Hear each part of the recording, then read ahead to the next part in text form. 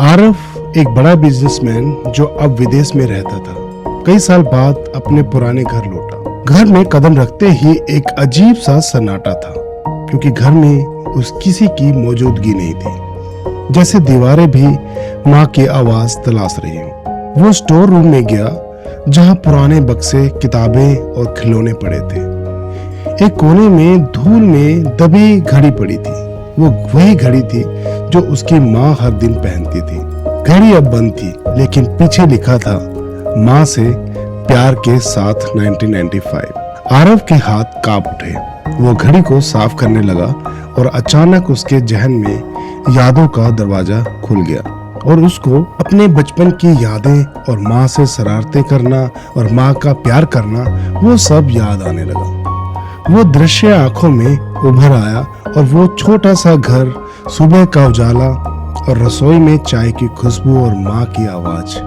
आरव बेटा, जल्दी कर, स्कूल की बस आने वाली है। आरव छोटा था, शरारती था, कभी जूते छुपा लेता था और कभी बैग फेंक देता था। माँ डांटती नहीं थी, बस मुस्कुरा कर कहती थी कि बेटा, वक्त से बड़ा कोई नहीं होता। एक दिन खेल खेल में उसने अपनी माँ की वही घड़ी गिरा दी थी और कांच टूट गया और वो डर कर रोने लगा। माँ ने कुछ नहीं कहा, बस उसके सिर पर हाथ फेरते हुए वो बोली, कोई बात नहीं बेटा, टूटी हुई चीज भी याद दिलाती है कि हमें संभल कर चलना चाहिए। आरव ने तब तो बात अनसुनी कर दी, पर आज वो हर शब्द उसके लिए दिल में गूंज रहा था, क्योंकि माँ का जाना उसके लिए सदमे से बड़ा था। साल बीत गए, आरव कॉलेज चला गया। माँ का पत्र आता है, पर जवाब कम जाता था।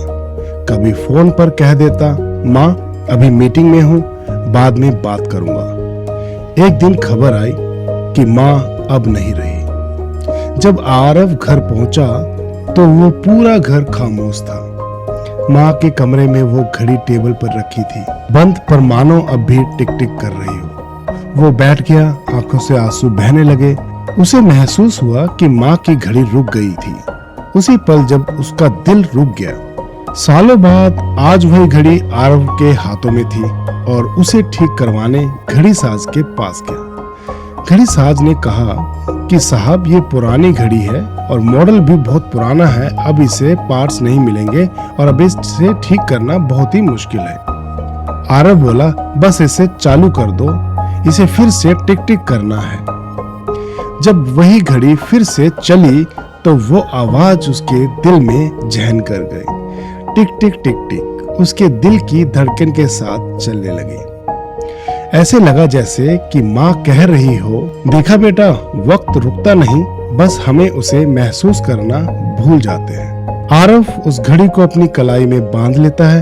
हर सुबह जब वो ऑफिस निकलता तो वो घड़ी उसे याद दिलाती, काम करो लेकिन रिश्ते मत भूलो। अब वो हर हफ्ते अपने गांव जाता है, अनाथालय में बच्चों से मिलता है, क्योंकि उसे अब पता चला कि वक्त देना ही सबसे बड़ा तोहफा है। वो अक्सर कहता है कि माँ की घड़ी ने मुझे वक्त नहीं, जीवन की कीमत सिखा दी थी।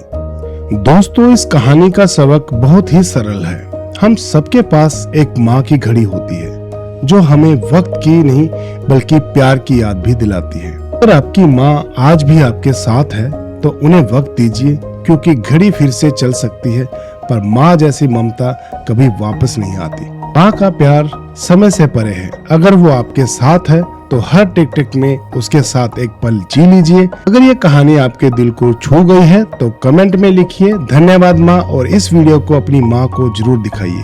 धन्यवाद। और आपके लिए मैं इसी तरह की वीडियो लेके आता रहूंगा, और मुझे आप कमेंट में भी बता सकते हो कि गाइस मुझे किस तरह की वीडियो लेके आनी है, या किस तरह की आपकी कोई, अगर आपके पास कोई स्टोरी है तो मुझे जरूर मेरे मेल आईडी पर आप दे सकते हो, तो मैं जरूर स्टोरी लेके आऊंगा।